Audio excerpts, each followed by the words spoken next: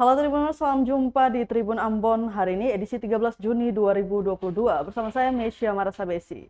Tribuners, sejumlah berita terbaru dari Kota Ambon dan sekitarnya akan kami hadirkan untuk Anda. Kita mulai dengan berita pertama. Polda Maluku akan tindak tegas polisi yang todong warga pakai senpi di negeri Wai. Kasus penodongan senjata oknum polisi ke warga di negeri Wai, Maluku Tengah akan ditindak tegas. Hal ini disampaikan Dir Pol Airut Polda Maluku, Kombes Pol Harun Roshid saat dikonfirmasi tribunambon.com melalui WhatsApp Minggu 12 Juni 2022 malam.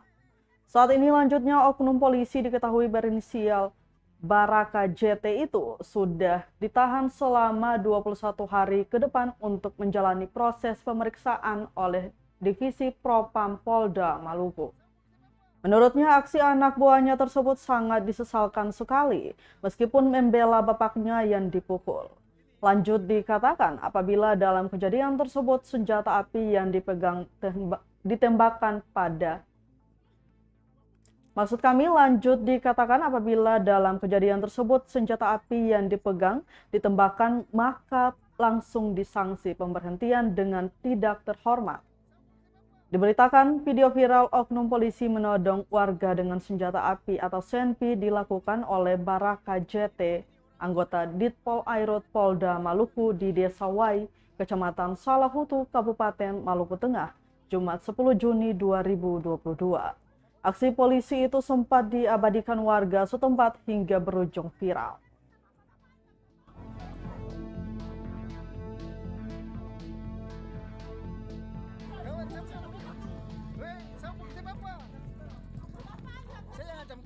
Senjata tuh. Oke, siap kawan. Ini orang ancam masyarakat dengan senjata. Iya sudah. Hah?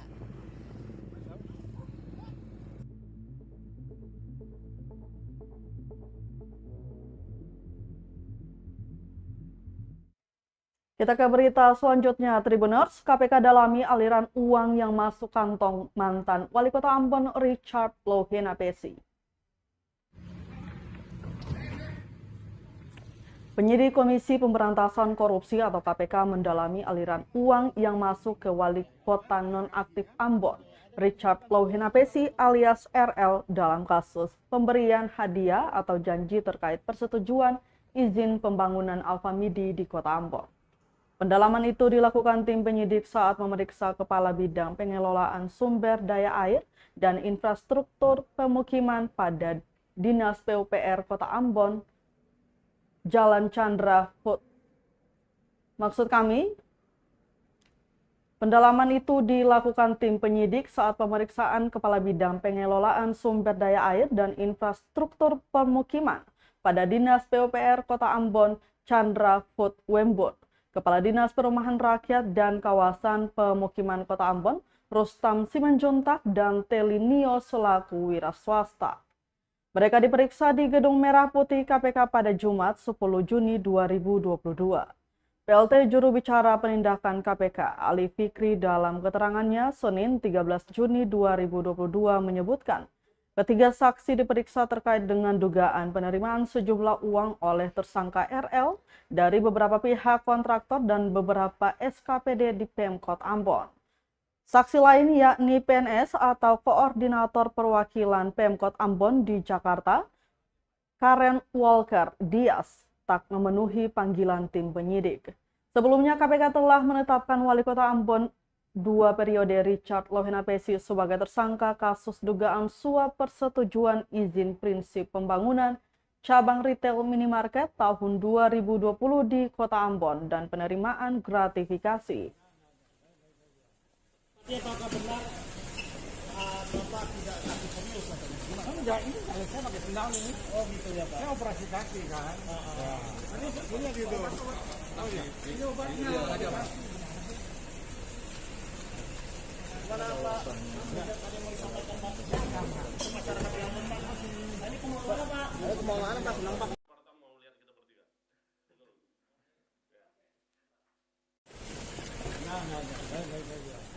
Tapi apakah benar Bapak tidak kaki serius katanya? Enggak. Dua pelaku pencurian uang 367 juta rupiah di Ambon ditangkap. Satu masih dalam buronan. Dua pelaku pencurian uang 360 juta rupiah di Jalan Dr. Setiabudi, Kelurahan Ahusen, Kecamatan Sirimau, Kota Ambon ditangkap. Pelaku berinisial MAP dan A diketahui aksi pencurian dilakukan bertiga dengan lelaki berinisial E. Kasat Reskrim Polresta Ambon AKP Mido Manik dalam keterangannya Senin 13 Juni 2022 menyebutkan kedua pelaku diamankan pada Minggu 29 Mei 2022, sedangkan pelaku E masih buron. Dari tangan kedua pelaku, polisi juga mengamankan sisa uang hasil curian sebesar Rp50.906.000, serta satu motor Yamaha Mio M3, 3 buah HP merek Samsung Galaxy A53 dan Xiaomi 12. 2 pasang sepatu All-Star, tas ransel, 4 celana panjang, dan 1 celana pendek, serta 3 buah baju kaos. Kasus ini lanjutnya bermula pada Selasa 17 Mei 2022 pukul 2.45 malam. Korban adalah LH, bos toko Fani. Modus operandinya adalah tersangka A menuju ke TKP dengan cara memanjat tiang listrik di samping rumah, kemudian membuka jendela. Setelah itu mereka masuk dan mengambil uang tunai milik korban senilai 367 juta. Lanjutnya saat korban bangun tidur sekitar pukul 6 pagi dan hendak mengambil uang di tas untuk disetor ke bank, namun ternyata uang yang disimpan sudah tidak ada. Korban sempat menanyakan kepada suaminya namun tidak diketahui. Setelah menerima laporan, tim Buser langsung bergerak cepat dan menangkap kedua pelaku dan satu pelaku masih dalam pencarian.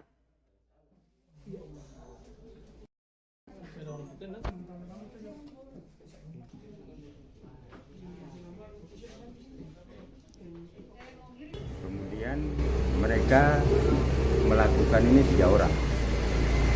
Yang pertama inisial A itu dia memanjat melalui tiang listrik. Dia sendiri yang mengambil di rumah korban, kemudian turun. Dan yang kedua inisial MAP sama E memantau di luar. Setelah mendapatkan hasil curiannya, mereka menuju ke salah satu rumah dan membagikan hasil curiannya dan mereka kemudian kabur. Berapa banyak total yang dicuri? Total kerugian dialami korban sekitar 367.500.000 rupiah. Uang itu untuk apa mereka? Mereka foya-foya, Mas? Digunakan untuk konsumsi sendiri, foya-foya lah.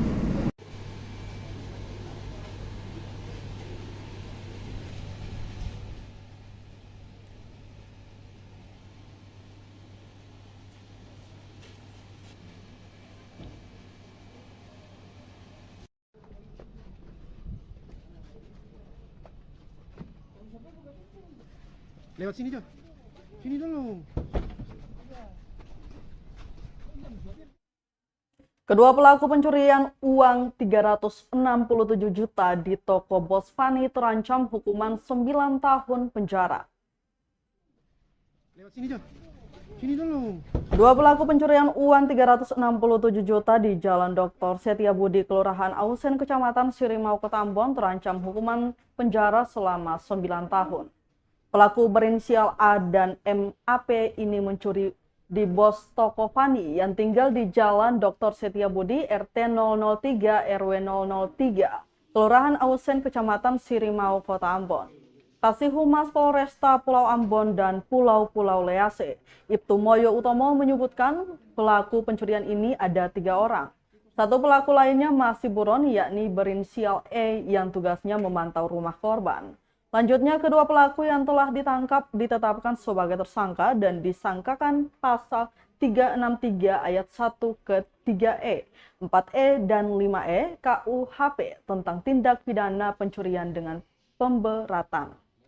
Terkait apakah mereka ini memiliki sindikat yang lain atau spesialis pencurian di Kota Ambon, diakuinya sementara masih dalam proses penyelidikan lebih lanjut. Diketahui kedua pelaku ini diamankan pada Minggu 29 Mei 2022. Dari tangan kedua pelaku, polisi juga mengamankan sisa uang hasil curian sebesar Rp50.906.000, serta satu motor Yamaha Mio M3, 3 buah HP merek Samsung Galaxy A53 dan Xiaomi 12, 2 pasang sepatu All Star, tas ransel, 4 celana panjang dan 1 celana pendek, serta 3 buah baju kaos. Kemudian yang MAP itu di 6 miliar. Sedangkan yang inisial E itu masih DPO. Kayaknya lari ke Ternate ya, Mas? Ini perkiraan begitu. Kalau yang A ditangkap di Liang ya? Ya. Salah betul. Ancaman hukuman, Bang? Untuk ancaman hukuman keduanya ini tersangka dikenakan pasal 363 ayat 1, 3E, 4E dengan 5E. Hukuman paling lama 9 tahun. Mereka ini saya ada hubungannya dengan tokoh Hani kan, Pak? Mungkin bekas karya. Lewat sini, Jo. Sini dulu.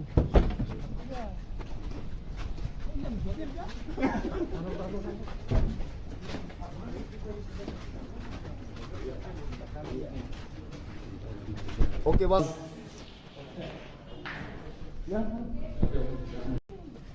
Lewat sini, Jo.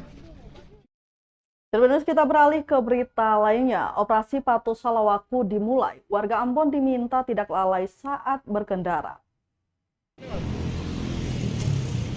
Operasi Salawaku 2022 resmi digelar Senin 13 Juni 2022. Warga Kota Ambon diminta untuk mematuhi peraturan selama berkendara di jalan. Hal tersebut disampaikan Kasat Lantas Polresta Pulau Ambon, Kompol Senja Pratama saat diwawancarai awak media Senin 13 Juni 2022. Meski sudah diingatkan jauh hari sebelum operasi digelar, namun masih banyak pengendara yang lalai. Lanjut dikatakan operasi ini bertujuan menurunkan angka korban fatalitas dan meningkatkan disiplin masyarakat dalam berlalu lintas di jalan raya. Sasaran operasi kali ini meliputi segala bentuk potensi gangguan ambang dan gangguan nyata yang berpotensi menyebabkan kemacetan, pelanggaran lalu lintas pada saat serta pasca Ops Patuh Salawaku 2022.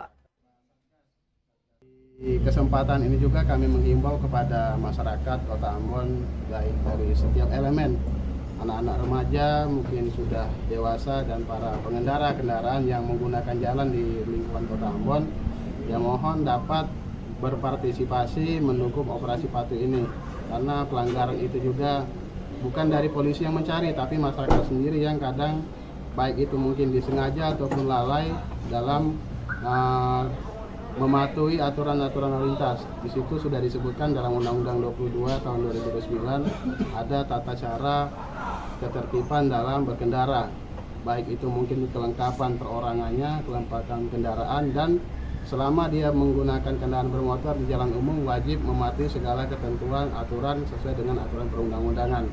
Jadi ini mohon kepada masyarakat meningkatkan kesadarannya dalam etika berkendara, dan hal ini juga untuk semata-mata adalah Kamsel Cipta Lantas dan menurunkan angka kecelakaan. Jadi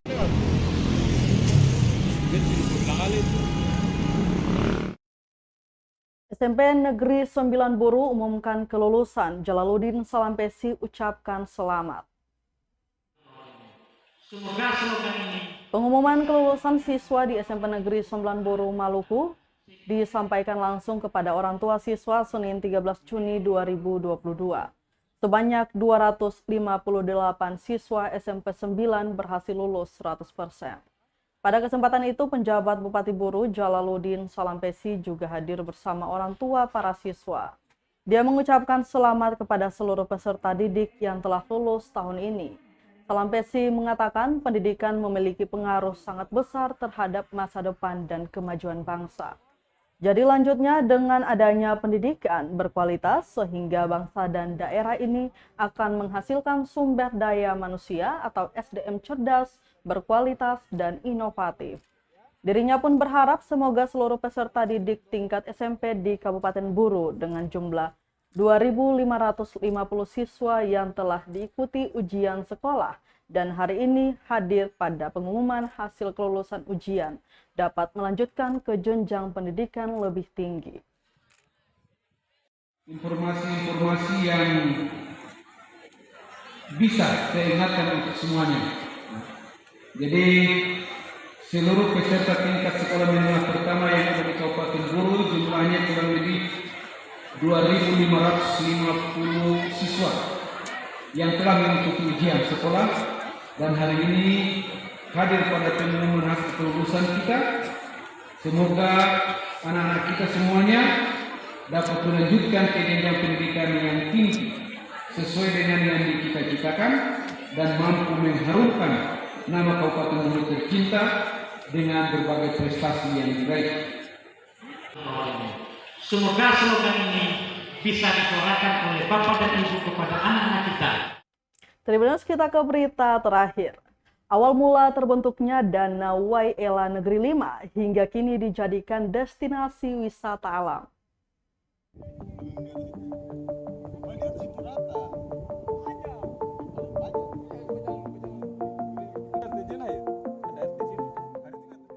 Danau Waiela, salah satu spot wisata yang terletak di Negeri 5, Kecamatan Lehitu, Maluku Tengah ini menjadi destinasi para wisatawan karena keasriannya. Namun siapa sangka danau yang tenang ini terbentuk dari sebuah bencana alam yang terjadi pada 2012 silam. Kepada tribunamon.com, salah seorang warga Negeri 5, Arif Soumena, menuturkan awal mula kejadian tersebut. Pada suatu pagi di 2012, warga desa tersebut hendak melakukan rutinitas seperti mandi dan mencuci. Mereka dikagetkan dengan sungai Waiela yang hampir tak dialiri air. Melihat fenomena yang belum diketahui sebabnya itu, warga pun panik, bahkan ada yang menangis. Setelah dicek, dengan menyusuri jalur sungai, didapati material berupa batu, tanah, pasir, batang pohon menghalangi aliran air. Ternyata 1 dari 3 gunung di Negeri 5 mengalami longsor hebat. Aktivitas penebangan liar, curah hujan yang tinggi serta derajat kemeringan daerah aliran sungai atau DAS yang tinggi dicurigai menjadi faktor penyebab terjadinya longsor. Akibat longsoran tersebut, maka terbentuklah waduk yang menampung air kurang lebih jutaan meter kubik di dalamnya. Waduk itu kemudian diberi nama natural Dam Waiela oleh pemerintah Provinsi Maluku pada masa kepemimpinan Karel Albert Ralahalu dan dijadikan sebagai destinasi wisata. Untuk mengantisipasi tingginya muka air dikarenakan intensitas curah hujan tinggi, BMKG Maluku memasang pembatas atau pasangan batu kali. Kurang lebih setahun setelah air sungai yang terhalang bongkahan gunung itu jebol dan menghantam hampir setengah dari Negeri 5. Musibah yang terjadi pada 25 Juli 2013 ini menyapu setidaknya 300 rumah warga. Setelah kejadian naas yang memakan 1 korban meninggal dunia, 1 dinyatakan hilang dan puluhan warga luka-luka itu menyisakan luka warga Maluku. Kini hampir 9 tahun berlalu, waduk itu masih terbentuk. Kini danau dengan luas kurang lebih 300 meter itu dijadikan sebagai destinasi wisata bagi warga lokal. Keindahannya terdengar hingga seantero masyarakat Maluku, menjadikan tempat ini kerap dikunjungi terlebih di akhir pekan. Ya, jadi awal terbentuknya dam ini sebelumnya namanya Dam Natural Waiela. Jadi dam ini terbentuk akibat daripada runtuhnya satu gunung. Itu merupakan ada di sini ada 3 gunung tertinggi di negeri, di kampung. Salah satunya itu dia runtuh, longsor menutupi jalur aliran air. Setelah bendungan ini dia terbentuk, itu diambil alih oleh pemerintah provinsi untuk dibuat sebuah bendungan tempat wisata. Dalam prosesnya itu melalui Gubernur Karel Albert Ralahalu, beliau membawa bibit ikan itu kurang lebih sebanyak 3.000 ekor. Mereka taruh di bendungan ini, namun pada berjalannya sekitar kurang lebih 1 tahun, tepatnya bulan Juli 2013 bendungan ini jebol.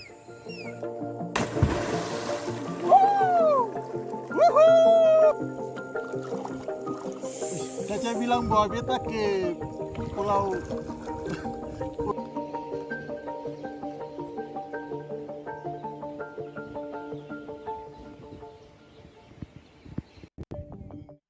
Tribuners, berita tadi sekaligus menutup rangkaian kebersamaan kita di Tribun Ambon hari ini, edisi 13 Juni 2022.